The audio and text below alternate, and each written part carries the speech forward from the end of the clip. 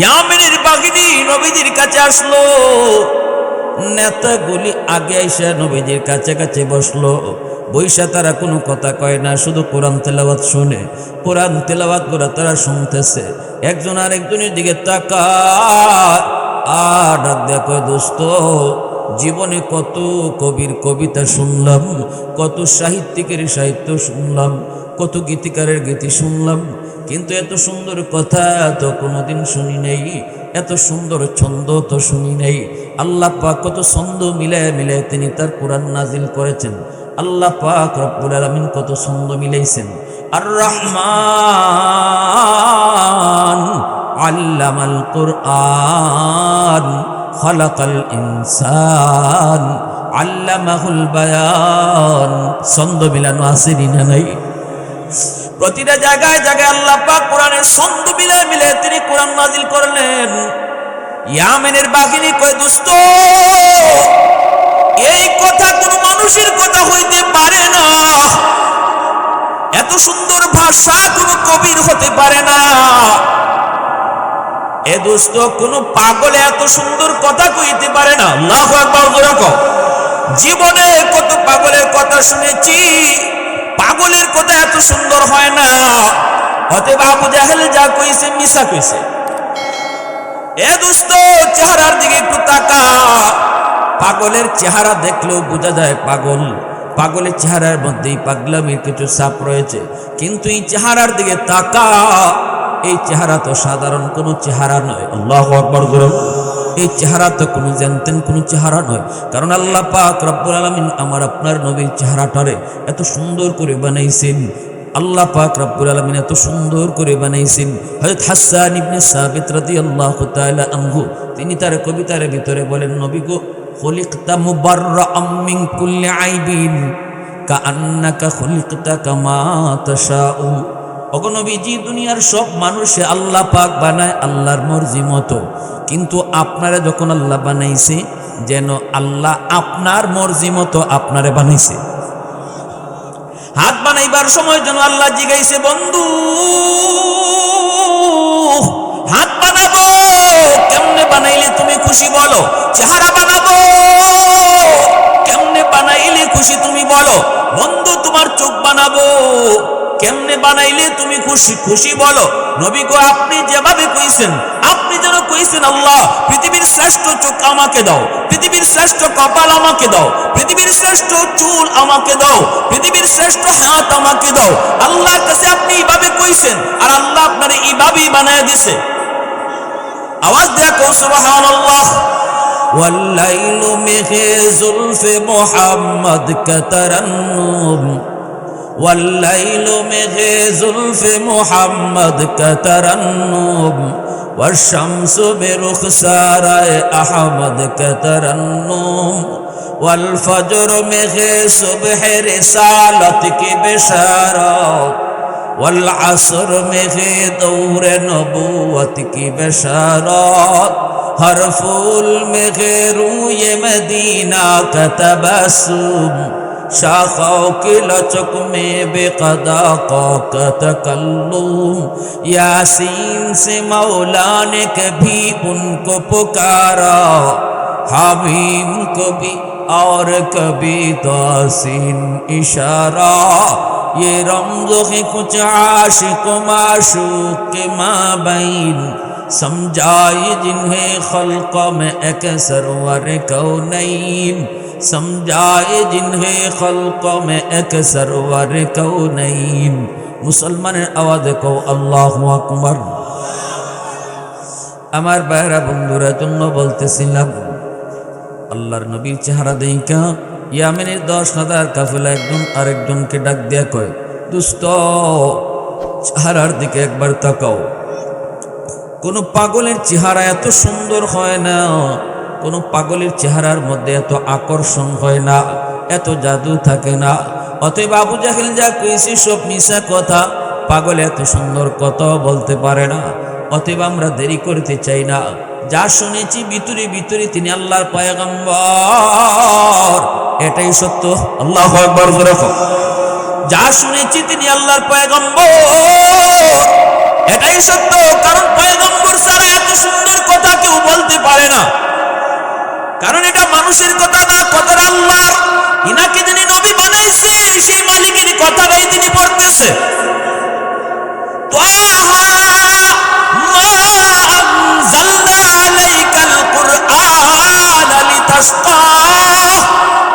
এইভাবেই তো তিনি পড়তেছে। এই পড়া কোনো মানুষের পড়া নয়, এই কালাম মানুষের কোনো কালাম নয়, এই কথাগুলি কোনো কবির কথা নয়, এই কথাগুলি কোনো সাহিত্যিকের কথা নয়। দিলের ভিতরে তাদের কোরআনের আজমত, দিলের ভিতরে কোরআনের প্রেম ঢুকে গেল। 10,000 ইয়ামেনের বাহিনী মায়ার নবীর হাতে হাত রেখে বলতেছে, নবী গো, আবু জাহেল যা কইছে মিছা কইছে, আর আমরা যা শুনেছি সত্য শুনেছি। আপনি আল্লাহর পয়গম্বর, আপনি আল্লাহর নবী, বিন্দু পরিমাণ সন্দেহ নাই। হাত বাড়ায় দিছি, আমাদের সবাইকে একসাথে কালেমা পড়ে মুসলমান বানায় দেন। আল্লাহ নবীর হাতে হাত রেখে কালেমা পড়ে সবগুলি মানুষ একসাথে কালেমা পড়ে মুসলমান হয়ে গেল। কোরআনের মহব্বত, আল্লাহর কোরআনের প্রেম অন্তরের ভিতরে যার জাগে, আল্লাহ পাক রব্বুল আলামিন তার কপালের ভিতরে হেদায়েত নসিব করে। উমর ফারুক শুধু কইছিলেন, বুন্ডে কি পড়ছো তোমরা শোনাও, কি পড়ছো তোমরা আমারে শোনাও। ওই যে কোরআনে আয়াত উমরের কানের ভিতরে যায় ঢুকলো, উমর পাগল পরা হয়ে গেলেন। কোরআনের আসর তার দিলের ভিতরে যায় পড়ছে। শহীদ উসমান হাদি হাফেজে কোরআন ছিল, দিলের ভিতরে কোরআন ছিল, কোরআনের প্রেম অন্তরের ভিতরে ছিল, যার কারণে আল্লাহ পাক হাদিকে সারা দেশের ভিতরে সম্মানী বানায় দিছে। শুধু দেশ নয়, আন্তর্জাতিক ভাবেও হাদির সম্মানী বানায় দিছে। হাদির সাথে তার বাপ্পারে আল্লাহ সম্মানী বানায় দিছে। আওয়াজ দিয়া বলো ঠিক কিনা? দিলের ভিতরে ছিল কোরআনের প্রেম, দিলের ভিতরে ছিল আল্লাহর প্রেম। ভার্সিটিতে পড়েছে, দিলের ভিতরে আল্লাহকে বসায় রাখছে। কলেজে পড়ছে, দিলের ভিতরে রাসূলকে বসায় রাখছে। কলেজে পড়ছে, ভার্সিটিতে পড়ছে, নামাজের সময় আল্লাহর কদমে সিজদা দিছে। আমরা তো সবাইকে বলি না সব মাদ্রাসায় ভর্তি হয়ে যাও, আমরা বলবো না সবাই মুফতি সাহেব হও, আমরা বলবো না সবাই হাফেজ সাহেব হও, আমরা বলবো কলেজে পড়ো, ভার্সিটিতে পড়ো, অসুবিধা নাই। কিন্তু হাদির মতো কোরআনের সৈনিক বলো, হাদির মতো নবীর আশিক বলো, দিলের ভিতরে আল্লাহকে তুমি বসাও, দিলের ভিতরে রাসূলের প্রেম ঢুকাও, কোরআনের সৈনিক হও, ইসলামের সৈনিক হও, ঠিক কিনা? একটাই কথা আমাদের যুবক বলি না তুমি মুফতি সাহেব হাফেজ সাহেব হওয়ার জন্য এখনই মাদ্রাসায় ভর্তি হও। আমি তোমাকে একটাই শুধু বলবো, মনে রেখো, তুমি কলেজে পড়লো তুমি মুসলমানের সন্তান, ভার্সিটিতে পড়লো তুমি মুসলমানের সন্তান। মুসলমানই কখনো তুমি ভুলে যেও না। নির্বাচনী প্রচারের ভিতরেও তো হাদি এমন আমরা সোশ্যাল মিডিয়ায় দেখেছি, বন্ধুদেরকে বলছে, বন্ধু ওই যে মসজিদের মিনার থেকে মালিক ডাকতেছে, চলো আমরা তার কদমে সেজদা দিয়ে আসি। আল্লাহু আকবার করে। আল্লাহর উপর পূর্ণ বিশ্বাস, আল্লাহর উপর পূর্ণ আস্থা, আল্লাহর উপর পূর্ণ তাওয়াক্কুল নিয়ে চলতো। দিলের ভিতরে কোরআনের প্রেম ছিল বিদায় আল্লাহ সম্মানী বানায় দিল। আজ হাদি চলে গেল, কিন্তু বাংলাদেশের প্রতিটা মানুষের কলিজায় জায়গা করে নিল। হাদির জন্য যে পরিমাণ মানুষ কান্না করলো রে যুবক, এখনো কান্না করে তার কবরের পাশে যায়। সেও তো একজন যুবক, তুমিও তো একজন যুবক, সেও তো কলেজে পড়ুয়া, ভার্সিটিতে পড়ুয়া, তুমিও তো কলেজে পড়ো, ভার্সিটিতে পড়ো। হাদি যদি কলেজে পড়া, ভার্সিটিতে পড়া আল্লাহর এত বড় প্রেমিক হতে পারলো, আল্লাহর এত মকবুল হতে পারলো, তুমি কেন পারবা না? হাদি তো তোমাকে দেখায় গেছে পথ, কোন পথে হাঁটলে পরে তুমি চলে গেলেও রয়ে যাবে, তুমি মরে গেলেও জীবিত থাকবে। সেই পথটা তো যুবক তোমাকে এসে দেখায় গেছে। মুআজ্জাজ হাজিরিন, আল্লাহ পাকের অশেষ মেহেরবানি যে আল্লাহ পাক আমাকে আপনাকে এই মুহূর্তে দুনিয়ার সকল ব্যস্ততা থেকে মুক্ত করে শুধুমাত্র কেবলমাত্র আল্লাহ এবং আল্লাহর রাসূলের মহব্বত আর ভালোবাসা অন্তরে নিয়ে কোরআন হাদিসের মাহফিল তথা জান্নাতের বাগানে, জান্নাতি সামিয়ানার নিচে আসার বসার, দ্বীনি কথা শোনার তৌফিক দিয়েছেন। এজন্য সবাই শুকরিয়াতান আওয়াজ করে কালিমাতুশ শুকুর বলি আলহামদুলিল্লাহ।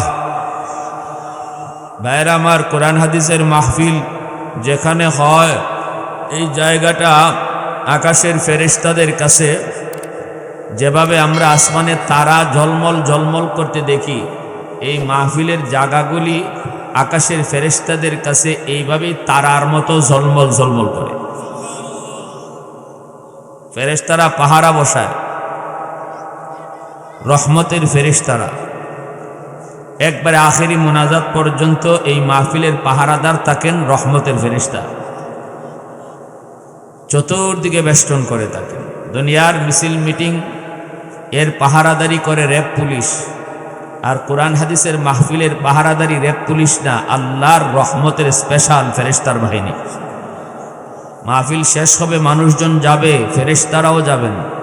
আল্লাহ জিজ্ঞেস করবেন কোথায় ছিলা, আল্লাহ জানেন, এরপরও জিগান, উদ্দেশ্য আছে, একটা মাহাত্ম আছে। ফেরেশতারা বলে আল্লাহ ওই যে জমিনের অমুক জায়গায়, মনে করেন এরকমই ফেরেশতারা বলবে আল্লাহ ওই যে মিরপুর বাজারের মাহফিলে আজ আমরা ফেরেশতারা পাহারাদার ছিলাম, মাহফিল শেষ হয়েছে, তোমার বান্দারা গেছে, আমরা আমাদের বাড়িতে আইছি। আল্লাহ তখন বলবেন আমার বান্দারা এখানে বসে বসে কি চাইলো, কেন জমা হয়েছিল, কেন বাড়ি থইয়া ঘর থইয়া এখানে বইয়া রইছিল। ফেরেশতারা কইব আল্লাহ যা দেখলাম যা বুঝলাম, ওরা সবাই তোমার কাছে বইয়া বইয়া জান্নাত চাইছে আর জাহান্নাম থেকে বাঁচতে চাইছে। আল্লাহ পাক তখন বলবেন ফেরেশতারা বলো আমার বান্দারা কি জান্নাত কোনোদিন নিজের চোখে দেখছে? ফেরেশতারা বলবে না গো মালিক, কখনো ওরা জান্নাত নিজের চোখে দেখে নাই। আল্লাহ বলবেন বলো ওরা কি জাহান্নাম কোনোদিন নিজের চোখে দেখছে? না গো মালিক, জাহান্নামও ওরা দেখে নাই। এইবার আল্লাহ পাক রব্বুল আলামিন ফেরেশতাদেরকে বলবেন তাহলে তোমরা শোনো, আমার যে সকল বান্দারা এই মাহফিলে বসে বসে কষ্ট করে আমি আল্লাহর কাছে জান্নাত চাইল, জাহান্নাম থেকে বাঁচতে চাইল, অথচ নিজের চোখে জান্নাত দেখলো না, জাহান্নামও নিজের চোখে দেখলো না, তোমরা সাক্ষী থাকো আমার ওই সকল বান্দাদের জন্য আমি আল্লাহ জান্নাতের ফয়সালা দিয়া দিছি। ফেরেশতারা তখন বলেন মালিক সবাইকে তুমি মাফ করে দিয়েছো? আল্লাহ বলবেন হ্যাঁ সবাইকে। ফেরেশতারা তখন বলবে মালিক সবাই তো ওয়াজ শোনার নিয়তে আসে না, এর ভিতরে কেউ কেউ তো ছিল বাজারে যাচ্ছে, কেউ বাচ্চা চাইতেছে বাড়িতে, কেউ বা যাইতেছে অন্য কোনো কামে, মাহফিলের আওয়াজ শুনে কয়েকটু পরে যাই, ওয়াজটা শুনে যাই, আল্লাহর নিয়ত তো তার ওয়াজ শোনা নয়, তুমি কি তাকেও মাফ করে দিয়েছো? তখন আল্লাহ পাক দিয়ে জবাব দিবেন রে যুবক, আল্লাহ বলবেন হুমুল জালিসু লা ইয়াশকা জালিসুহুম, এটা এমন এক বরকতি মজলিস, এই মজলিসে যেই বসবে আমি তাকেই মাফ করে দিব। প্রশংসা করব কার? মালিকের নাম একটু জোরে নিয়ে কোন কার, আরো জোরে কোন কার?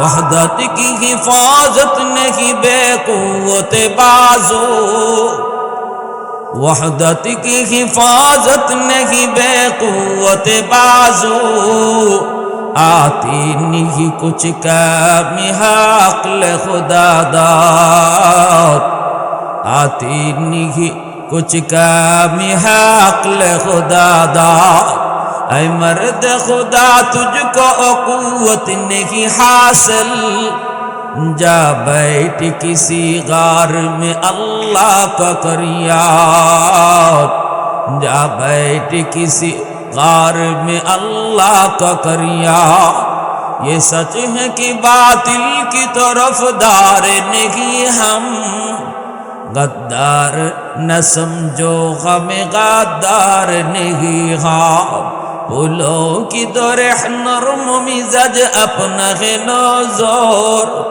हम तीर नहीं नेज़ा व तलवार नहीं हम तीर नहीं नेज़ा व तलवार नहीं हम। मुसलमाনের आवाज কোন আল্লাহু আকবার। হাদিস শরীফে আল্লাহ রাসূল বলেন একজন মানুষের ফয়সালা হয়ে গেছে জাহান্নাম, সে জাহান্নামের দিকে যাচ্ছে, কিন্তু বারবার শুধু পিছনের দিকে আল্লাহ পাকের দিকে তাকাইতেছে। আল্লাহ তারে ডাক দিয়ে জিজ্ঞেস করবেন, বান্দা তোর ফয়সালা হয়েছে জাহান্নাম, তুই জাহান্নামে যাবি, বারবার আমার দিকে তাকাও কেন? লোকটাই কইব, মালিক দুনিয়ার জমিনে উলামায়ে কেরামের জবানে শুনেছি হাসরের ময়দানে তুমি নাকি ছোট থেকে ছোট উসিলায় তোমার বহু বান্দারে মাফ করবা। হাসরের মাঠে আল্লাহ বিচারের আসনে যখন বসবেন, ওই দিন আল্লাহ পাকের কলিজায় ৯৯ ভাগ দরদ, মায়া আর ভালোবাসা থাকবে। ১০০ ভাগের ভিতরে ৯৯ ভাগ দরদ, মায়া আল্লাহ তার নিজের কাছে রাখছেন, যে মায়াটা হাসরের মাঠে দেখাবে। আল্লাহ সেদিন অপরাধী বান্দাবান্দির পক্ষে থাকবেন। দুনিয়ার বিচারেও দেখবেন বিচারক স্বাভাবিকভাবে আসামির পক্ষে থাকে, যার কারণে 100% অপরাধীর অপরাধ প্রমাণিত না হলে কোনো জজ রায় দেয় না। এমনকি জজ সাহেব তার বাসা থেকে কোর্টে যাওয়ার পথে যদি কোনো খুন বা কোনো অপরাধ নিজের চোখে দেখে, তবুও কোনো জজ তার বিচারের আসনে বসে কখনো এই কথা বলে না, যার এখানে সাক্ষীর কিসের দরকার, আমি নিজেই তো দেখছি কে কারে খুন করছে, কে অপরাধ করছে, অপরাধীর কি তো আমি চিনি। এই কথা পৃথিবীর কোনো জজ বলে না, বরং সে বলে প্রমাণ করো, প্রমাণ করো সে যে অপরাধ করছে।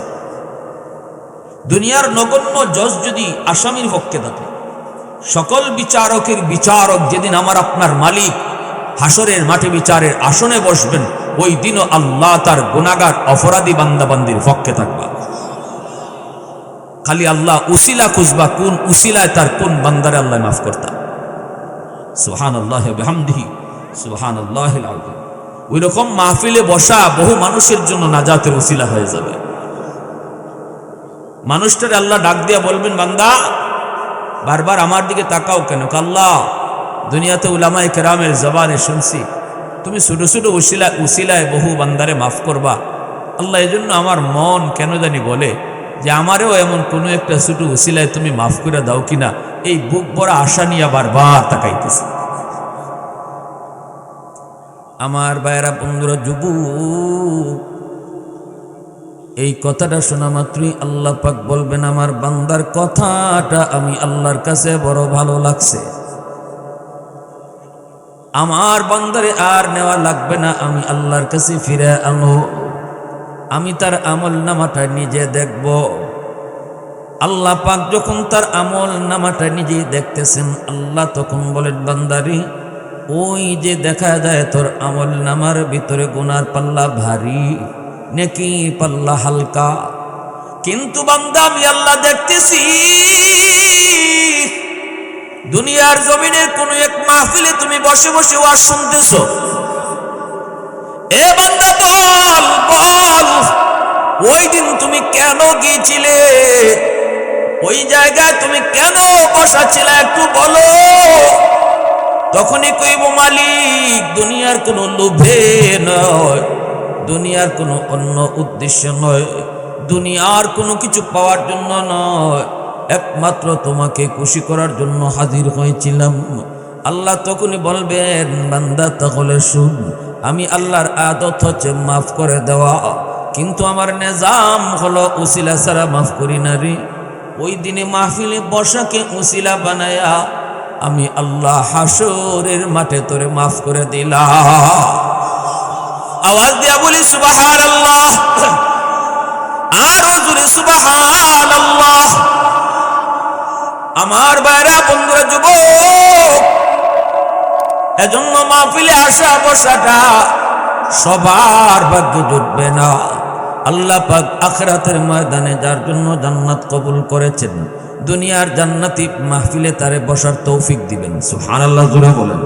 আল্লাহ পাকের তালিকায় যারা ভিআইপি, ভিভিআইপি, সংসদ ভবনের সংসদ ভবন সারা দেশের মানুষ জানে, এরপরও কিন্তু সবাই সংসদে ঢুকতে পারে না। কারা পারে? সরকারের তালিকায় যারা এমপি, সরকারের তালিকায় যারা মন্ত্রী, সরকারের তালিকায় যারা ভিআইপি, ভিভিআইপি, তারাই শুধু সংসদে ঢুকতে পারে, জানে কিন্তু দেশের সব মানুষ কিন্তু ঢুকতে পারে না। আজকের মাহফিল জানবে আপনাদের মতো আরো অনেকে, কিন্তু সবাই আসতে পারবে না।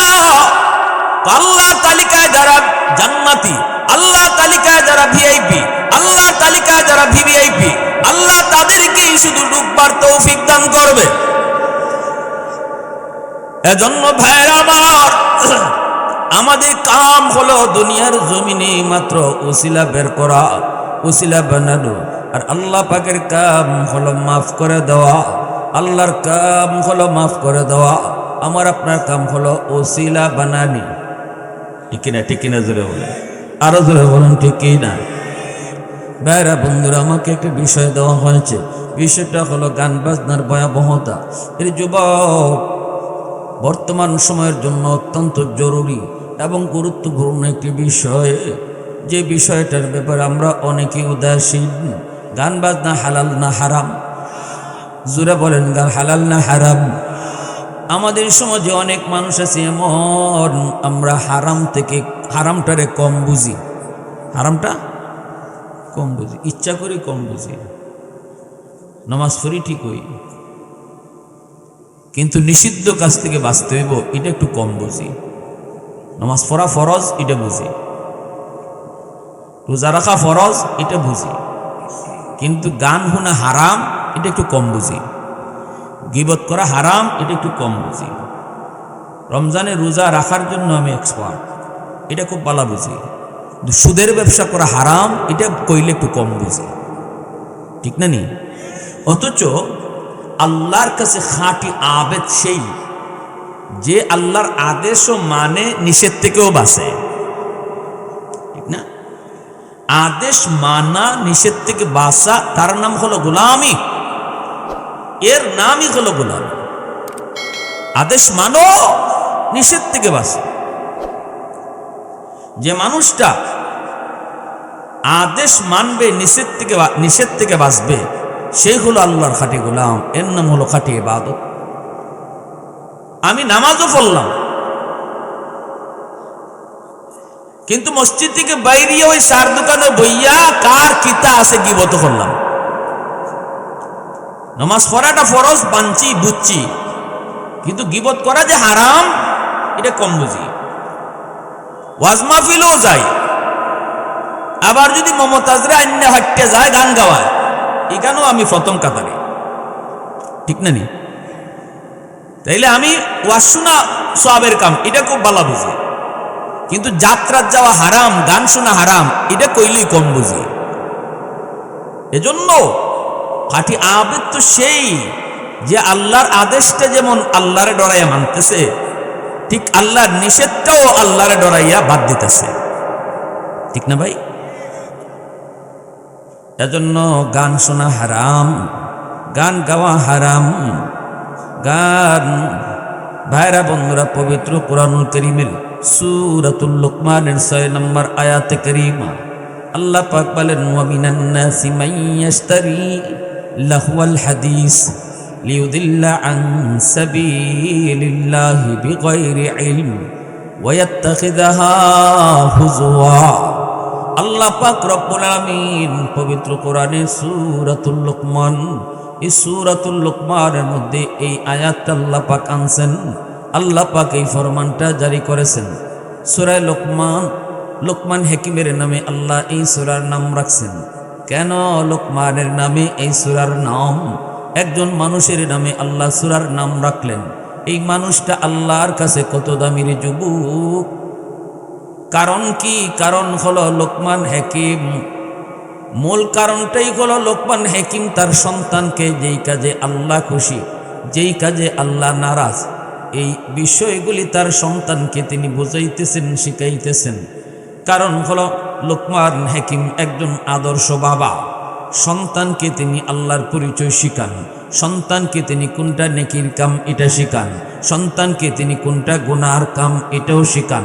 আল্লাহ পাক রব্বুল আলামিনের কাছে বাবার কথাগুলা এত ভালো লাগলো, আল্লাহ ওই বাবার কথাগুলাকে আল্লাহ নিজের কথা বানায়া কোরআনুল কারীমের আয়াত হিসাবে নাজিল করে দিয়েছেন। وإذ قال لقمان لابنه وهو يعظه يا بني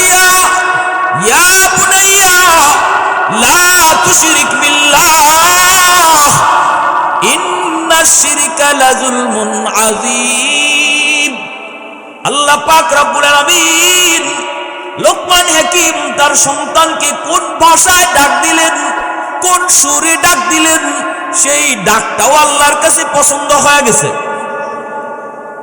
আল্লাহ বুঝাইতে চান, বন্ধু মনে করো, স্মরণ করো, লোকমান যেদিন তার সন্তানকে ডাক দিল, ইয়া বুনাইয়া, ও আমার বাজান, ও আমার বাজান, ও আমার কলিজা টুকরা সন্তান। আরবিতে বুনাইয়া শব্দের অর্থই হলো মায়া কইরা যখন সন্তানকে ডাক দেওয়া হয়, যেমন আমরাও কই অফুত, এটা হইল এক ডাক, আর কইল এ ফুলা, এটা হইল এক ডাক। ডাকছি একজন নয়, কিন্তু দুইটার মধ্যে বেশ কম আসেনি না নাই, মাতুন না কেলে বেশ কম আসে না নাই। অফুত এটা মায়ার সুরের ডাক, আর এ ফুলা, এ বেটা, এটা হইল রাগের সুরের ডাক। আল্লাহ কয়, যখন তুমি তোমার সন্তানরে আমি আল্লাহর পরিচয় শিখাইবা, যখন তারে নামাজ শিখাইবা, যখন তারে কোরআন শিখাইবা, যখন তারে তুমি দোয়া দুরূদ শিখাইবা, তখন তারে ডাকটা দিবা কেমনে? লোকমান হাকিমে যেভাবে আদর করে ডাক দিছে, তুমি তোমার সন্তানরে ওইভাবে আদর করে ডাক দিও। সুবহানাল্লাহ। আল্লাহ ডাকটাও শিখাইতেছে। নামাজ পড়ে না দেখে লাডি লইয়া উঠতে গিয়া, এ গোলামের ফুত গোলাম, ওখানে গোমাস। আল্লাহ না না না, এইভাবে ফুতরে নামাজ শিখাইবার লাগে আমি আল্লাহ কই না তোমারে, এইভাবে না। তুমি কে মাথায় হাত দেখো, অফুত ফুত অফুত, আজান হয়ে গেছি গা, অফুত উঠো। আল্লাহ এই ডাকটা আমি আল্লাহর কাছে বড় মায়ার। সুবহানাল্লাহ, জোরে খুন, আরো জোরে খুন। লোকমান হাকিম একজন আদর্শ বাবা। বাবা হওয়া সহজ, কিন্তু আদর্শ বাবা হওয়া বড় কঠিন। মা হওয়া সহজ, আদর্শ মা হওয়া বড় কঠিন। ওই সূরার ভিতরে আল্লাহ পাক এই হুকুম জারি করলেন, এই আয়াতের মাধ্যমে আল্লাহ পাক সমস্ত গান বাজনাকে হারাম ঘোষণা করলেন। 27টা তাফসীরের কিতাবের ভিতরে সমস্ত মুফাসসিরিনে কেরাম এখানে লাহওয়াল হাদিস দ্বারা তারা গান বাজনা বুঝাইছেন। আল্লাহ বলেন, মানুষের ভিতরে এমন কিছু মানুষ আছে যারা লাহওয়াল হাদিসকে ক্রয় করে। লাহওয়াল হাদিসকে ক্রয় করে কেন? মানুষকে আল্লাহর পথ থেকে ফিরিয়ে দেওয়ার জন্য। গান বাজনা করে কেন? কয় মানুষকে আল্লাহর থেকে মুখ ফিরিয়ে দেওয়ার জন্য। না জান্না না বুঝা এভাবে করে। ওয়াত্তাখিযাহা হুজুয়া, এবং এই গান বাজনার দ্বারা তারা মজা নেয়, গান বাজনা তারা ফুর্তি করে। আল্লাহ পাক রব্বুল আলামিন এই সব কিছুকে তিনি লাহওয়াল হাদিস বলেছেন। লাহওয়াল হাদিস বলতে বোঝা যায় অনর্থক, অহেতুক কথা, অহেতুক কথা। ভাইরা বন্ধুরা, বলুন তো দেখি, গান বাজনার ভিতরে 100 ভাগের ভিতরে 99 ভাগ কথা ওই মিশা। মাতুন না কেন লাগে? হ্যাঁ, দিছে আবেগের কথা। তোমার সান আন্না দিলাইমু, তোমার আসমান আন্না দিলাইমু, আর বাফের গুত্তে নি পারবো। হ্যাঁ, এদেশে ফামনানি সব মিশায় বড়া গানের মধ্যে। তো আল্লাহ লাহওয়াল হাদিস দ্বারা এই ধরনের অহেতুক ফালতু কথা, যার বাস্তবের সাথে কোনো মিল নেই, এমন সব কথাকে আল্লাহ হারাম ঘোষণা করছে। আল্লাহর রাসূল বলেন, আল গিনা রুকিয়াতুজ জিনা। নবীজি বলেন, গান বাজনা হলো জিনার মন্ত্র। সাপুরিয়া সাপের মন্ত্র পড়লে যেমন করে সাপ দৌড়ে আসে রে যুবক, রাসূল বলেন গান বাজনা যেখানে হয় কিছুক্ষণ পরেই এখানে জিনা চলে আসে। মানলে মানো, না মানলে নেই, আমার রাসূলের কথা। আল গিনা ইউমবিতুন নিফাক। মানুষেরা শুনে কোন দিন জানি দলে দলে কালেমা পড়ে মুসলমান হয়ে যায়, ঠিক না? বাস্তবেই তো এমন রে যুবক। ইয়ামেন থেকে 10,000 কাফেলা মক্কায় আসবে। আবু জাহেল রাস্তার পারে দাঁড়ায় কয়, সাবধান, মুহাম্মদের সাথে তোমরা দেখা কইরো না। ইয়ামেনের কাফেলা 10,000 মানুষ। কয় লিডার কেন, কি হয়েছে? কই মোহাম্মদ পাগল। নাউজুবিল্লাহ, জুড়ে বলেন। 10,000 ইয়ামেনের বাহিনী বলতেছে, নেতা আপনি যখন নিষেধ করেছেন তাহলে আমরা মুহাম্মদের কাছে যাব না, ঠিক আছে আমরা পাগলের কাছে যাব না। এই বইলা আবু জাহলে ফেরত পাঠিয়ে দিল। এর একটু পরে একজন আরেকজনে কানে কানে কয়, লিডার এই দোস্ত এটা কেমন পাগল রে? হ্যাঁ, আবু জাহেলের মতো নেতায় রাস্তার ধারে আমরা কই পাগল দিক্ষ না। জীবনে কত পাগলই তো দেখলাম, ই পাগল না দেখলে কি হয়? একটু দেখা দরকার, এটা মনে আরেক দেখতে পাগল হইব।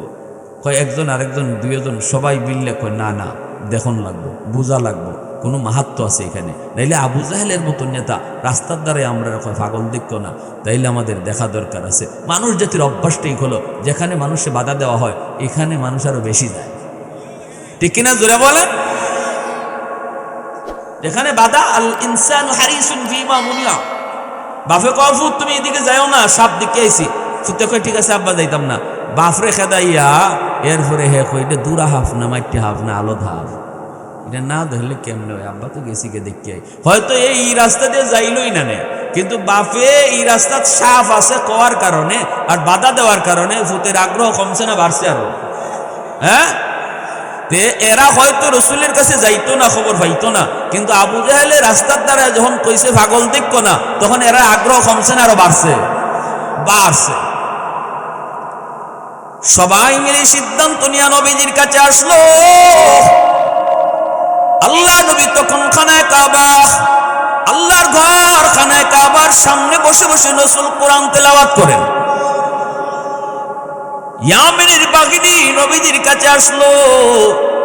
নেতাগুলি আগে এসে নবীজির কাছে কাছে বসলো। বৈশা তারা কোনো কথা কয় না, শুধু কোরআন তেলাওয়াত শুনে। কোরআন তেলাওয়াত করে তারা শুনতেছে। একজন আরেকজনের দিকে তাকায় আর ডাক দেয়া কয়, দোস্ত জীবনে কত কবির কবিতা শুনলাম, কত সাহিত্যিকের সাহিত্য শুনলাম, কত গীতিকারের গীতি শুনলাম, কিন্তু এত সুন্দর কথা তো কোনোদিন শুনি নাই, এত সুন্দর ছন্দ তো শুনি নাই। আল্লাহ পাক কত ছন্দ মিলায় মিলায় তিনি তার কোরআন নাজিল করেছেন। আল্লাহ পাক রব্বুল আলামিন কত ছন্দ মিলাইছেন।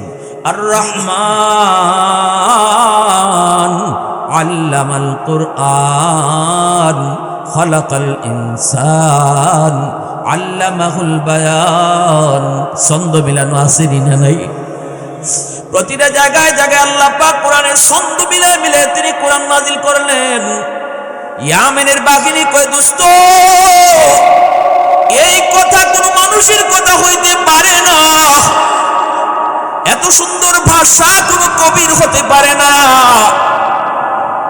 এ দোস্ত কোনো পাগলে এত সুন্দর কথা কইতে পারে না। আল্লাহু আকবার জোরে কও। জীবনে কত পাগলের কথা শুনেছি, পাগলের কথা এত সুন্দর হয় না। অতএব আবু জাহেল যা কইছে মিছা কইছে। এ দোস্ত চেহারার দিকে একটু তাকা। পাগলের চেহারা দেখলেও বোঝা যায় পাগল। পাগলের চেহারার মধ্যেই পাগলামির কিছু ছাপ রয়েছে, কিন্তু এই চেহারার দিকে তাকা। এই চেহারা তো সাধারণ কোনো চেহারা নয়। আল্লাহু আকবার জোরে। এই চেহারা তো কোনো জানতেন কোনো চেহারা নয়, কারণ আল্লাহ পাক রব্বুল আলামিন আমার আপনার নবীর চেহারাটারে এত সুন্দর করে বানাইছেন। আল্লাহ পাক রব্বুল আলামিন এত সুন্দর করে বানাইছেন। হযরত হাসান ইবনে সাবিত রাদিয়াল্লাহু তাআলা আনহু তিনি তার কবিতার ভিতরে বলেন, নবী গো খুলিকতা মুবাররাআম মিন কুল্লি আইবিন কাআন্নাকা খুলিকতা কামা তাশাউ। ওগো নবীজি, দুনিয়ার সব মানুষে আল্লাহ পাক বানায় আল্লাহর মর্জি মতো, কিন্তু আপনারা যখন আল্লাহ বানাইছে যেন আল্লাহ আপনার মর্জি মতো আপনারে বানাইছে। হাত বানাইবার সময় যেন আল্লাহ জিগাইছে, বন্ধু হাত বানাবো কেমনে বানাইলে তুমি খুশি বলো? চেহারা বানাবো কেমনে বানাইলে খুশি তুমি বলো? বন্ধু তোমার চোখ বানাবো কেমনে বানাইলে তুমি খুশি খুশি বলো? নবী গো আপনি যেভাবে কইছেন, আপনি যেন কইছেন আল্লাহ পৃথিবীর শ্রেষ্ঠ চোখ আমাকে দাও, পৃথিবীর শ্রেষ্ঠ কপাল আমাকে দাও, পৃথিবীর শ্রেষ্ঠ চুল আমাকে দাও, পৃথিবীর শ্রেষ্ঠ হাত আমাকে দাও। আল্লাহর কাছে আপনি এইভাবে কইছেন আর আল্লাহ আপনারে এইভাবেই বানায় দিছে। আওয়াজ দেয়া কও সুবহানাল্লাহ। والليل में है जुल्फ मोहम्मद का तरन्नुम والليل में है जुल्फ मोहम्मद का तरन्नुम والشمس برخسار अहमद का तरन्नुम والفجر में है सुबह रिसालत की बिशारत والعصر में है दौर नबूवत की बिशारत हर फूल में है रूए मदीना का तबस्सुम शाखों की लचक में बेक़दा का तकल्लुम यासीन से मौला ने कभी उनको पुकारा हमीम को भी और कभी तासीन इशारा ये रमज़ है कुछ आशिक माशूक के माबैन समझाए जिन्हें खल्क़ में एक सरवर कौनैन समझाए जिन्हें खल्क़ में एक सरवर कौनैन मुसलमाনের आवाज को আল্লাহু আকবার আমার ভাইরা বন্ধুরা জন্য বলতেছিলাম আল্লাহর নবীর চেহারা দেখা ইয়ামেনের 10,000 কাফেলা একজন আরেকজনকে ডাক দিয়া কয় দোস্ত চেহারার দিকে একবার তাকাও কোন পাগলের চেহারা এত সুন্দর হয় না কোন পাগলের চেহারার মধ্যে এত আকর্ষণ হয় না এত জাদু থাকে না অতএব আবু জাহেল যা কইছে সব মিছা কথা পাগল এত সুন্দর কথা বলতে পারে না অতএব আমরা দেরি করতে চাই না যা শুনেছি ভিতরে ভিতরে তিনি আল্লাহর পয়গম্বর এটাই সত্য আল্লাহু আকবার জোরে বলো যা শুনেছি তিনি আল্লাহর পয়গম্বর এটাই সত্য কারণ পয়গম্বর ছাড়া এত সুন্দর কথা কেউ বলতে পারে না কারণ এটা মানুষের কথা না কথাটা আল্লাহর ইনাকে যিনি নবী বানাইছে সেই মালিকের কথাটাই তিনি পড়তেছে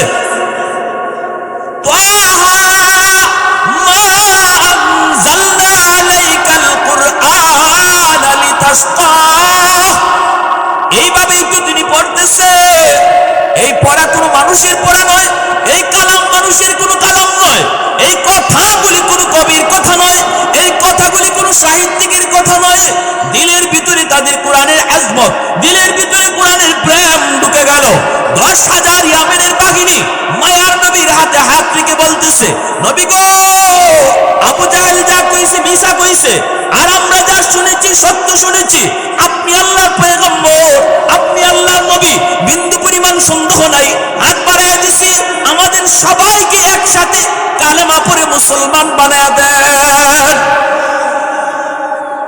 আল্লাহ নবীর হাতে হাত রেখে কালেমা পড়ে সবগুলি মানুষ একসাথে কালেমা পড়ে মুসলমান হয়ে গেল কোরআনের মহব্বত আল্লাহর কোরআনের প্রেম অন্তরের ভিতরে যার জাগে আল্লাহ পাক রব্বুল আলামিন তার কপালের ভিতরে হেদায়েত নসিব করে উমর ফারুক শুধু কইছিলেন বুন্ডে কি পড়ছো তোমরা শোনাও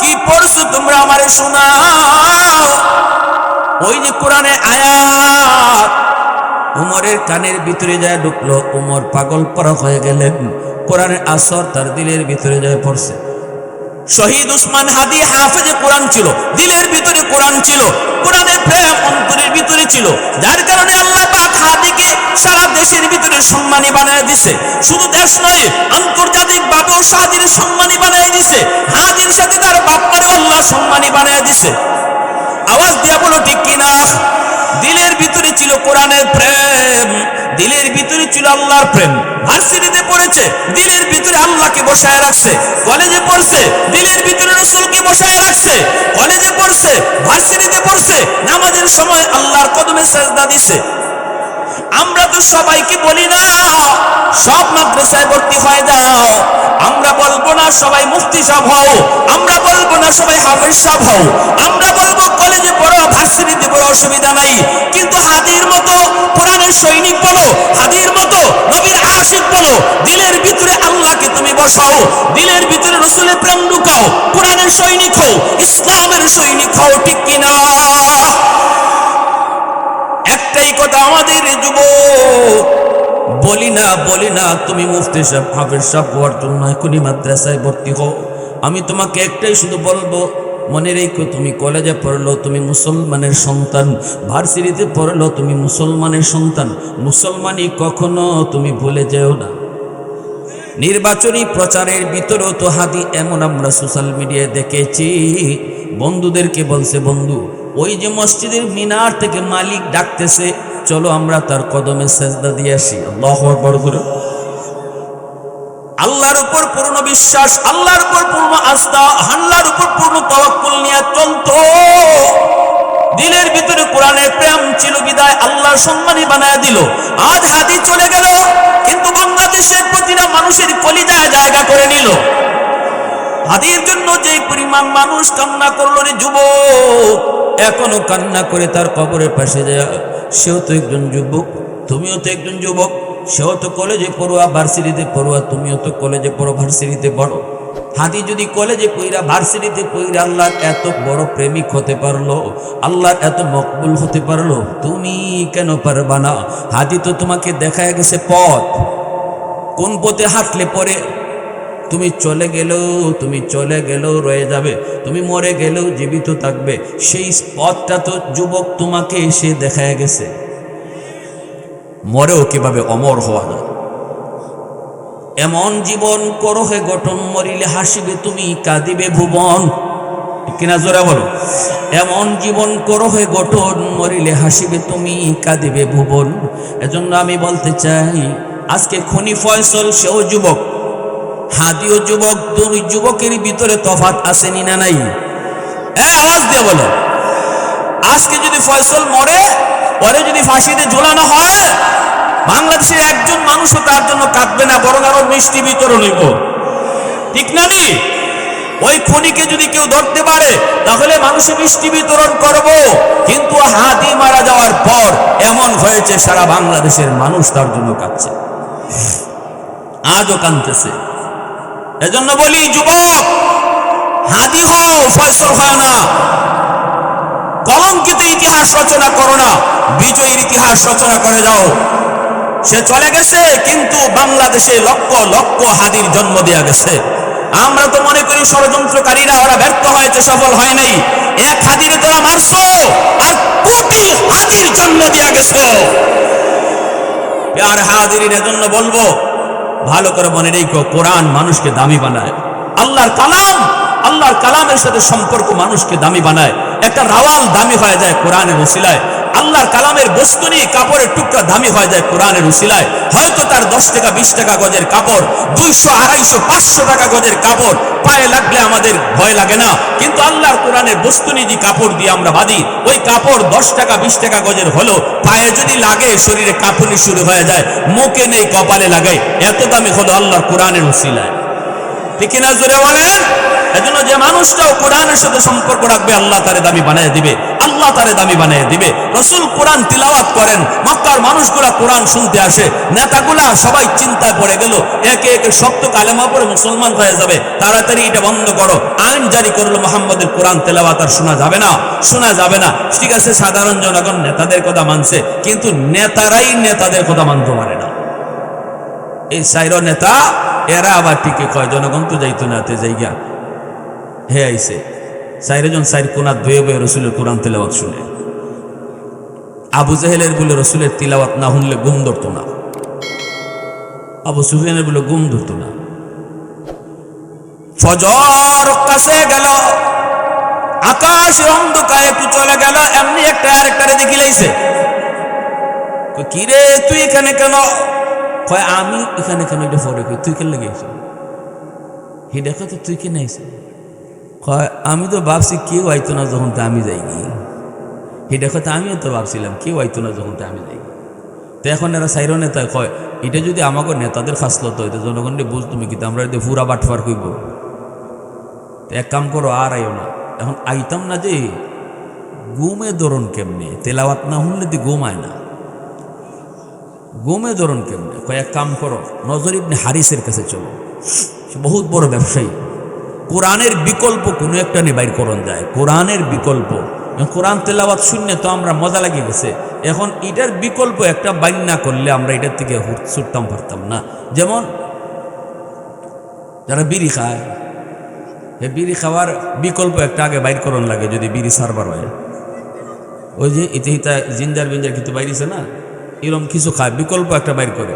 ওই যে সুদের লেনদেন যারা করে, সুদের লেনদেন যারা করে, এরারে হুট করে সুদ থেকে বা সুদ যারা সুদে মানুষের কাছ থেকে টাকা আনে, এই সুদের টাকা আনতে আনতে হে অভ্যস্ত। এখন বিপদে পড়লেই যদি সুদ করে কাছে না যায় তাহলে চলতো কেমনে, তারও তো একটা বিকল্প বাইরকরণ লাগে। এজন্য কিছু হৃদয়বান মানুষ তারা কিছু কর্জা টেকা নিয়ে বয়া থাকে যে সুদ করে ধরো না গিয়া আগদ আমার ধরো বিপদ ফিরে আমি তারে কর্জা দিলেই মনে, কিন্তু বেটা কর্জা দিলে পরে এটা আরেক জ্বালা শুরু হয়, এই কর্জা টেকা আর তুলতে পারে না। এটাও আসেনি না নাই, কর্জা টেকা তোলা যে কঠিন, যার কারণে সমাজে কর্জা উঠতে গেছি। সুন খাইয়া মুখ ফুললে দুধ দেখলে ডরায় না নিয়ে মতন দেখলে যে নেয় কর্জা হে এটা যার দেওয়ান লাগবো এটা জানোই না। এর বাড়িতে যাইতে যাইতে জুতা খয়, এরপরও হে নাই বাড়ি ঘুমোতে কেউ হয় খোয়া বা ঘুমা দিছে। অমিসিং এক জায়গা তো আজ করলে খালি বয়ানো খাওয়ানো বইছি, এমনি এক মুরব্বী মানুষ বাজান দিয়ে একটা কথা কইছে আজকে, বাজান আজকে 5 বছর ধরে আমার এক দোস্তের কাছে 5,000 টাকা ভাই, আমি যে বিপদ আছি কিন্তু হে লাগালই পাই না। হে যে কতবার আমি শুনতাছি, আমি দরজাত খারাইয়া শুনতাছি, হের পুত্রে কইতেছে খোয়া আব্বা ঘুমাই দিয়েছেন পাই না। বাজারে একদিন পাইছি বন্ধুরা লই আসবো চা খায়, তা আমি দোস্ত ইয়া আল্লাহ দোস্ত তুই বিপদে পড়ছিলাম এ দিসলাম, এখন আমি বড় বিপদ আছি দোস্ত আমার টেকাটা দে না। মিয়া যেখানে মন সেখানে টেহা চাইলে কেন, এটা কি টেহা চাইবার জায়গা? আমার কি মান ইজ্জত নাই? ইজ্জতলার করে ইজ্জতলা শুনলেন কি কয়, আমার কি মান নাই, ইজ্জত নাই? এতগুলো মানুষের সামনে আমার কাছে টেহা চাইছ, তোমার মতো কম দামি নি আমি। দেখেন কি যা পিক আপ লইতেছে। পরে কয় আমি কি মইরা গেছি? ওই বাটফার হলতে বাটফারি কথা এটা, আমি কি মইরা গেছি তোমার টেকা লইয়া? তো তখন কইলাম বাদান তুই কোন দিন মরবে একটু খো, আগের দিন আই মনে কথা ঠিক না নেই? আমি কি তোর টেকার খবর লইয়া কবরে গেছি গা? তুই কোন দিন কবরে যাইবে দিনটা কইলা, এর আগের দিন আইমো, এর আগে একদিন হয়তো না। কোনো বাটফারি কইতে আর ওই কথা কোন দিন মরবো, এটা বাটফারি কথা না। এমনি হের দুস্তর তুমি তো বড় সাংঘাতিক মানুষ, আমরা এখানে বন্ধু বান্ধব চা খাইতেছি, তুমি এখন টেকা চাইতেছো, এটা কি টেকা চাওয়ার জায়গা? কঠিন খারাপ আচরণ করছো, চরম একটা অভদ্র ব্যবহার করছো, তুমি এখানে কেন টেকা চাইছো? তখন বেটা কইতেছে বাবা আমি পুরা ডরাই গেছি গে, এরা সবে আমার ইবাই ধরছে। পরে কইতেছে বাজানটি ভুলে গেছি গা। ও বাজান ভুলে গেছে, তখন কিতাকরণ কয় কিতাকরণ মানে জরিমানা দিবা, জরিমানা কয় কেমনে? কয় আমরা যে চা খাইছি 250 টাকা বিল, এটা জরিমানা দিয়ে যাও। আমার পাওনা টাকা চাইতে গিয়ে 250 জরিমানা দিয়েছি। এই যদি হয় আমাদের সমাজের চিত্র, তে সুদকুররা সুদের ব্যবসা লিয়ে তো বয়া থাকবো। সুদকুররা কইব যাও দিবনে একটারে দিয়ে খাইলিছে আর দেয় না, আইবা আমার দ্বারই। আর সুদকুররা এরা তো মহাজন হইয়া বয়া, মহাজন সুদকুর মহাজন। উনি বসা, ওনার কাছে কসকসে টাকা আছে আর লাঠি আছে। সুদকুররার কাছে তেরিমেরি নেই, এখানেও দুসুন নুসুন নেই। সুদের ব্যবসা যারা করে এরারে গড় থেকে তুমি কইলি তাই ঘুমাই দিছি, জি না ই যাইতে বেড়াইতে সুদের ব্যবসা করে না, গাঠটা দইরা লই আইব। ঠিক না জোরে কও? সুদের ব্যবসা যারা করে এরা হেডামলা লোক বলতে করে, বাজারে পাইব গাছের সাথে বাঁধতে থাকবো, ঠিক না? তো ওই সুদকুররা এইভাবে মজা লইয়া বই দিছে, আইবাই নেই। এজন্য সমাজে করজ উঠছে আমরার দোষে, মামাতে না বারা সমাজে কর উঠছে আমরা নিজের দোষে। আজকে যদি আমরা কর্জা টেকা যার কাছ থেকে আনছি তারে দেলাইতাম টাইম মতো, হে আরেকদিন দিল নে, হে আরো 5 জনে দিল নে, আর আমার কারণে হে একদম অফ করে দিছে, আর কেউ কর্জা দিতাম না। এইদিকে সুদের ব্যবসা করো, সুদ খাওয়া হালাল না হারাম? এইটাতে আসতে সুদ খাওয়া হালাল না হারাম? ব্যবসায়ী ভাইরা অনেক আছে তো, সুদ খাওয়া হারাম। আহাল্লাল্লাহুল বাইআ ওয়া হাররামার রিবা, আল্লাহ ব্যবসার হালাল করেছেন, সুদকে হারাম করেছেন। এরপরেও যদি কেউ সুদ খায়, রসুল বলে কেউ যদি তার মারে বিয়া করতে পারে হে যেন সুদ খাইলায়। আর একটা আস্ত কর নাউজুবিল্লাহ, যদি কেউ কয় যে না আমার দ্বারা এটা সম্ভব না না না, রসুল কইন তাইলে তোমার দ্বারা সুদ খাওয়া অসম্ভব না না না। আর যদি তুমি এরপরও সুদ খাও তাহলে তুমি যতই কেউ সম্ভব না, মানুষ মনে করবো তোমার দ্বারা হিট অসম্ভব।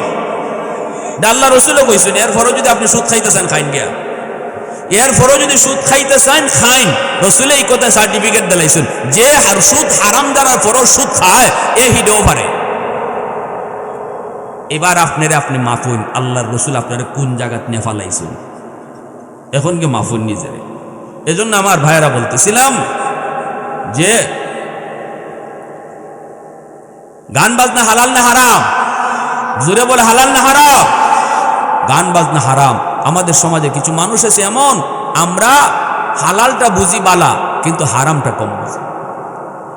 ওই দিকে দেখা যায় সারা নজর ইবনে হারিসের কাছে গেল, যা বলতেছে দোস্ত তুমি তো দেশ বিদেশে সফর করো, ব্যবসা বাণিজ্য করো, এমন কোন দেশে তুমি দেখছো নি যেখানে কোরআনের কোনো বিকল্প আছে?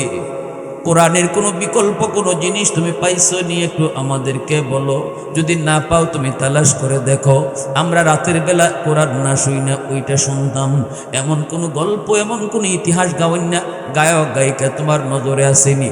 যদি তুমি গায়িকা পাও, গায়িকারও তুমি কিনবা, তার গানটারও কিনবা, কিনে তুমি নিয়ে আইবা। টেকা যা লাগে আমি আবু জাহেলে দিমু, টেকা যা লাগে আমি আখনাস ইবনে সুরাইকে দিমু, টেকা যা লাগে আবু সুফিয়ান নেতারা কয় আমরা দিমু। গায়িকা পাইলে পরে তুমি কিনে আইলো। নজর ইবনে হারিস বিভিন্ন দেশ ঘুরে ঘুরে সে পেয়ে গেল একজন গায়িকা। সেই গায়িকার কাম হলো সে ফুতি পড়ে, বিভিন্ন রাজা বাদশাদের কাহিনী সে রাতের বেলা শোনায়। ফুতির কামটাই হলো ইতিহাস টানা, যা ইতিহাসের ভিতরে 100%-এর ভিতরে 99% ওই মিশা। ঠিক না নি? ফুতির মাঝে কি হত কষা হাসা মিলে? এটা খালি গন্ধ পাওয়া যায়, হাসার গন্ধ, আর বাকি যা আছে সব মিশা। কারবালার ফুতি বললে আপনার কান্দাইতে বাসাই লিব, কিন্তু মূলত ইতিহাস প্রকৃত ইতিহাসের দ্বারে কাছেও নাই। ঠিক না নি? ওই মহিলাকে নিয়ে আসলো। এখন দেখা যায় ওরা দল বান্ধা মক্কার নারী পুরুষ ওই ফুতি তারা তো শুনে। এখন তারা ওই ফুতিটা শুনতেছে, মানুষদেরকে কোরআন থেকে মুখ ফিরায় নিছে। এজন্য আল্লাহ পাক রব্বুল আলামিন তখনই এই আয়াতটা আল্লাহ নাজিল করলেন, বন্ধু তুমি বলে দাও মানুষের ভিতরে কিছু মানুষ অহেতুক আজে বাজে কথা তারা কিন্নে আনে আল্লাহর পথ থেকে মানুষকে ফিরিয়ে দেওয়ার জন্য। এখানে যেমনভাবে আবু জাহেল মানুষকে কোরআনের পথ থেকে ফিরিয়ে দেওয়ার জন্য গানের আবিষ্কার করেছে, ফুতির আবিষ্কার করেছে, অহেতুক গল্প গুজবের আবিষ্কার করেছে, আল্লাহ পাক বলে এগুলার উদ্দেশ্য হলো কোরআন থেকে মানুষকে সরায় দেওয়া। অতএব বর্তমান যুগেও যত গান বাজনা রয়েছে রে যুবক, গানের প্রতি যারা আসক্ত হয় 100% এরা কোরআন থেকে সরে যায়। তখন কোরআন কিন্তু ভালো লাগবে না। যারা গানে মজা পাইলিছে এর কাছে কোরআন তেলাওয়াত অসহ্য লাগবে। এটা আপনি মানলে মানুষ, না মানলে নাই। এটা আল্লাহর কথা, রসুলের কথা। গান বাজনার কুফলের ভিতরে একটা কুফল হইল, বড় ধরনের কুফল হইল, গান বাজনায় যারা আসক্ত এর কাছে কোরআন অসহ্য লাগে, কোরআন তেলাওয়াত ভালো লাগে। এরপরে আল্লাহ রসুল বলেন গান বাজনার আরেকটা কুফল হলো আল গিনা ইউনবিতুন নিফাক ফিল কলব। গান বাজনা অন্তরের ভিতরে নিফাক বানায়, নিফাকের জন্ম দেয়। গান বাজনায় যারা আসক্ত হয় দেখবেন কিছুদিন পরেই কইব কোরআনের কোন জায়গায় গান হারাম। বুঝছেন? ওই মুনাফিকি লইলিছে কোরআনও আছে গান বাজনা হারাম। আল্লাহ দি নিজেও কয়, আল্লাহ বলে নাচে, সূরায় নাচ করে বেঈমানের বেঈমান। ওই একটা বন্ড আছিল না কিছুদিন আগে বাইরে, এটার নাম কিটা জানি, আবুল সরকার। এরার গান রে জানি কি জাত গান কয়, বাউল। গান হলে কি জাত গান কয়, গান যে কত রকমের আছে এটার নাম আমার মিরপুরি মা ভরে দিলে বুঝলাই না, টের হইলে। গান যে কত রকমের আছে এবার তাই নিকায় গেল না সব। তো এই বাউল গান, এই বাউল সরকার, এই আবুল সরকার একই দেখো আল্লাহ দি কয় কুল আউযু বিরাব্বিন নাস, ইগানো আল্লাহ কয় নাচ বল লাগে, মালিকিন নাস আবার কয় আল্লাহ নাচ বল লাগে, ইলাহিন নাস মা ওহনো কয় নাচতাম। ডাকাইতে কত বড় বাটফরের বাটফর চিন্তা করছে। তো মুসলমান হওয়ার পরেও যারা গানের প্রতি আসক্ত হয়ে যাব ইয়ে খালি ইতা খুঁজবো। এজন্য রসুলে কয় গান বাজনার কুফল হইল গান যে বেশি বেশি শুনবো এক পর্যায়ে সে মুনাফিকের খাতায় নাম লেখাইল। লা ইলাহা ইল্লাল্লাহ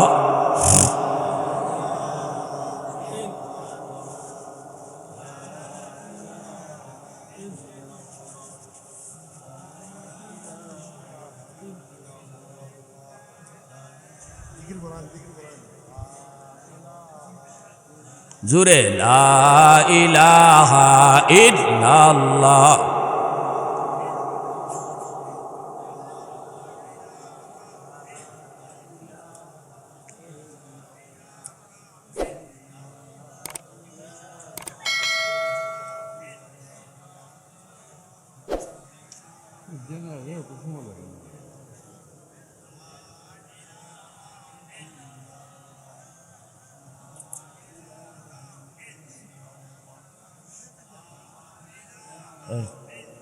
পরবর্তী মেহমান আইসুন নি, হ্যাঁ একটু আইন আস্তে আস্তে কি দাবা যেন এটা অত দেরি।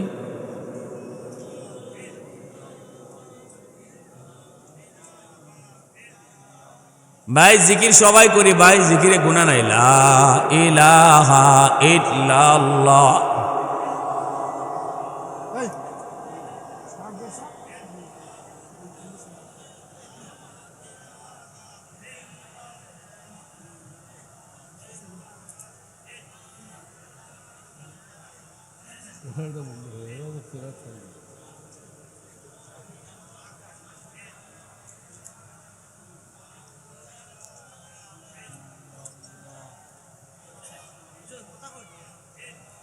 লা ইলাহা ইল্লাল্লাহু মুহাম্মাদুর রাসূলুল্লাহ।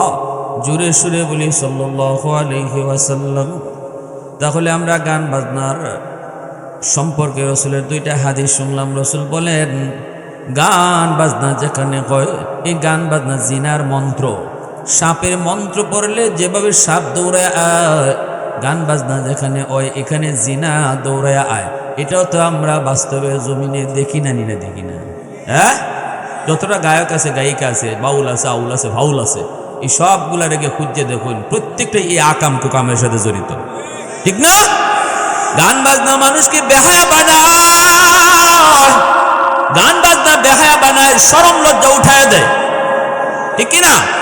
গান বাজনা বেহায়া বানায়, প্রথমে তারা বেহায়া বানায়, এরপরে তারা জিনা কুরবানায়, এরপরে জিনায় লিপ্ত করায়। এজন্য যুবক প্রথমে যদি তুমি মনে করো ভালোই তো কথা কয়, কিন্তু না না, রাসূল বলেছেন এই গান এই বাদ্য তোমাকে অল্প দিনের ভিতরে তোমাকে জিনাকুর বানাবে, তোমাকে এরকম অশ্লীল কাজে নিয়োজিত করবে। এজন্য যুবক মনে রাখবা, খেয়াল রাখবা, গান বাজনার প্রতি আমার রাসূল কতটা সতর্ক ছিলেন। হযরত আব্দুল্লাহ ইবনে উমর রাদিয়াল্লাহু তাআলা আনহু নবীজির বহুত বড় একজন সাহাবী, উমর ফারুক রাদিয়াল্লাহু তাআলা আনহুর একজন সুযোগ্য সন্তান, বহুত বড় একজন সাহাবী। জানেননি ইনার পরিচয় তো হলো ইনি উমর ফারুক রাদিয়াল্লাহু তাআলা আনহুর সন্তান। উমর ফারুক রাদিয়াল্লাহু তাআলা আনহুর ইন্তেকালের আগে উমর ফারুক তিনি বলে গেছেন, আমার আব্দুল্লাহ আমার গলাউতে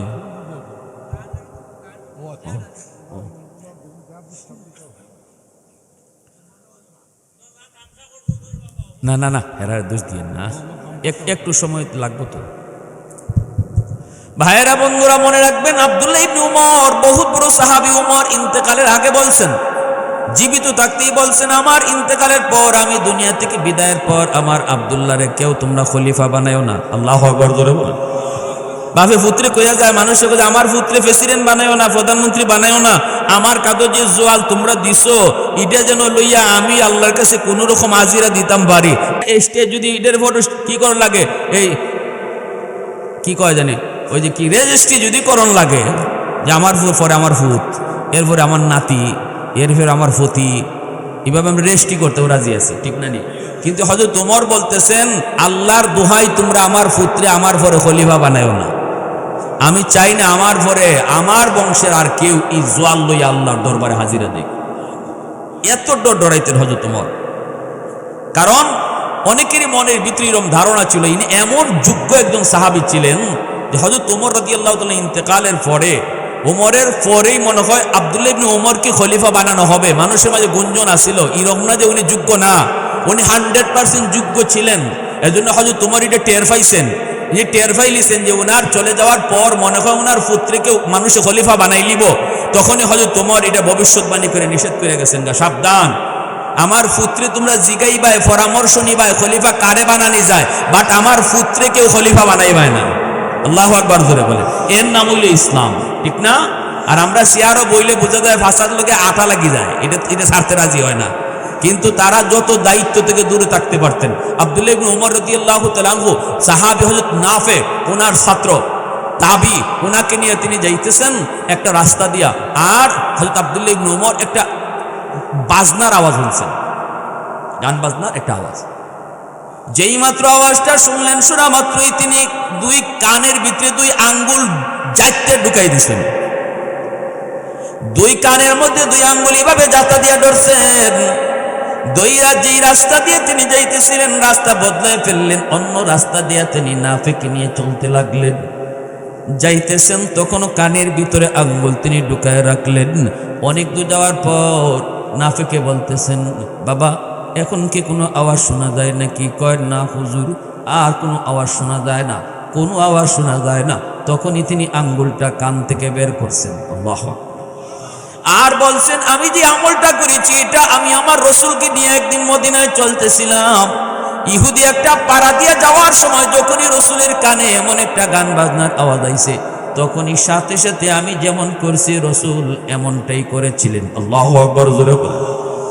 এজন্য বলি যুবক, আজকে গান বাজনা তুমি মত্ত হয়ে গেছো, বিয়ার আসরের মধ্যে তুমি গান বাজনা নিয়ে আসো।